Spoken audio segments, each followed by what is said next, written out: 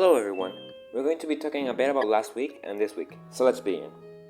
Last week and this week, Teacher Mano got us interested in the politics of people with disabilities and over their rights. They also deserve help and attention for being different, rather than being ignored.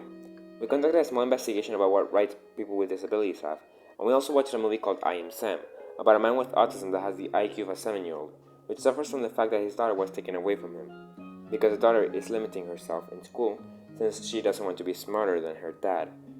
I definitely liked the movie and the acting. The camera work was a bit dodgy and honestly really distracting, but it was funny too, so I give it a pass. It definitely allowed me to reflect on what those types of people are going through and opened up my world in a way. It was honestly a very pleasant experience, despite me being a bit skeptical at first, both watching the movie and discussing it in class. It's a huge mind battle since both parties have a very good and valid reason to want what they want, so it's really hard to support one side completely. I would also like to know that the teacher gave us some of his class to advance on our diaries, which I really appreciate. Thank you, teacher. As for my Japanese and Korean projects, I'm managing quite fine with them. This week, I started to learn more Japanese and Korean vocabulary.